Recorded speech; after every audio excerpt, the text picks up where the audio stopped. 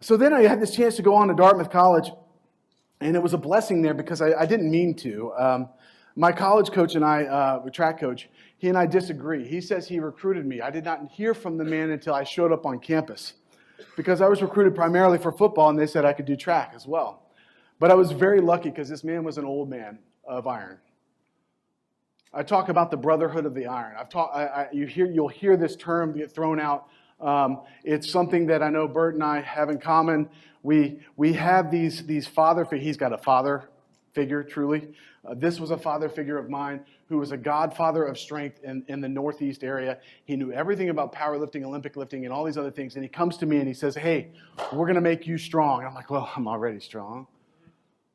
Because what also happens with youth? There's arrogance, right? And it took me a little while to work through that arrogance, and he humbled me in a number of ways. But I got to the point of my senior year in college, and he says to me, and I was a shot putter at the time, and I think I heard Matt Vincent say, if you weren't 10% better than me, you probably had no business going on to the Olympics or trying out, continuing after college. I don't think I was 10% better than what Matt actually threw. So apparently I lied to myself later on. But anyway, my college coach comes to me and says, hey, look, you compete in a world of giants. You're a strong man. I'm not very large for a shot putter. I'm 6 foot at the time. I was 255 pounds. Pound for pound, I consider myself very strong. But most of the guys I competed against look like this gentleman over here in the corner. Yeah. So stand up, if you will, Brady. No, I'm kidding. But they're 6'4", 340 pounds. They're big human beings. They probably look like John did when he was actually playing football. He's still in good shape now.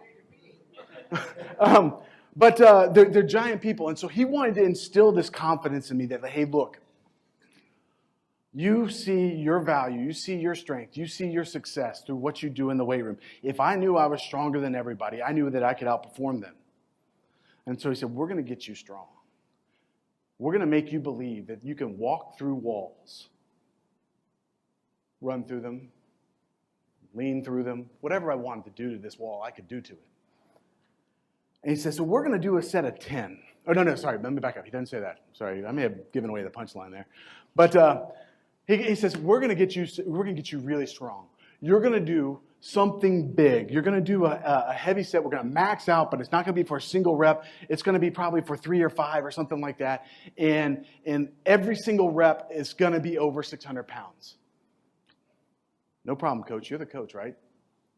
He is my coach. He's been with me for 4 years. He's been with me through the thick and I was a jackass. And he helped guide me. He kept pushing me along. We get to this point. I have this trust with him. I have this belief in him. I said, okay, coach, over 600 pounds. So what we're doing, and we're not really sure where over 600 pounds it's going to go. I'd already squatted over 600 pounds. So we were like, we'll just see where it goes. So the first week we're in there, and this is about 12 weeks out from national championships, right? And so the deal was that we were about 4 to 6 weeks out from national championships. We were going to have this max day. And so he says to me, okay, coach, you're going to get out there. We're going to do this. First week, I remember I go over 605. I do 5 reps, no problem. This is great. 1, 2, 3, 4, 5, boom. Next week, 2 sets over 600 pounds, 605, 615. Next week, 605, 615, 635. And then it's the time, right? So now all these sets are supposed to be over 600 pounds. We work up. On the last set, I get 665 pounds on the bar. And he calls an audible. Now, let me tell you something. When you get under a bar, and where are my power lifters in the room? Okay? Getting under a bar, what does it take to do that?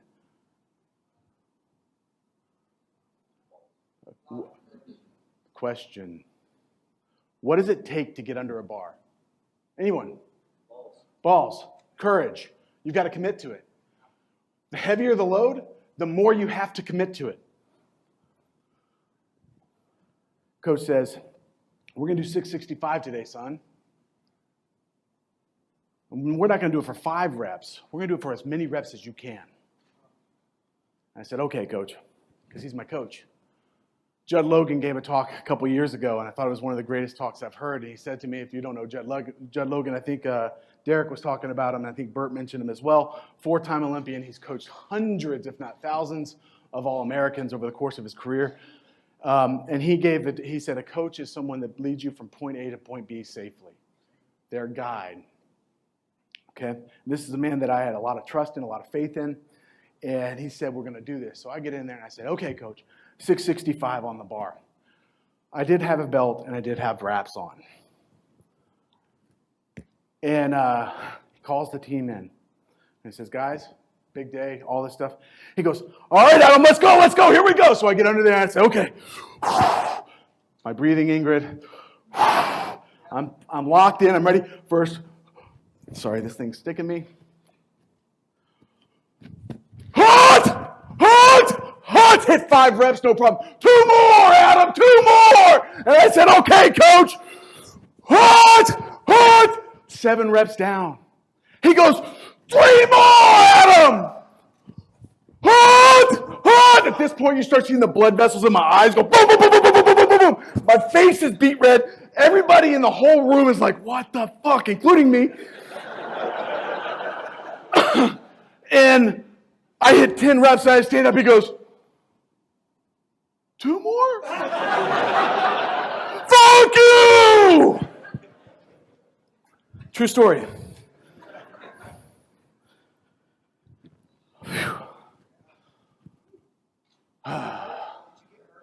No. I told you my greatest strength was my resilience. Stupid workout, right? 255 pounds, 665 pounds for 10 reps. 6 weeks later, I go to the national championships, and I win my first NCAAs as a senior.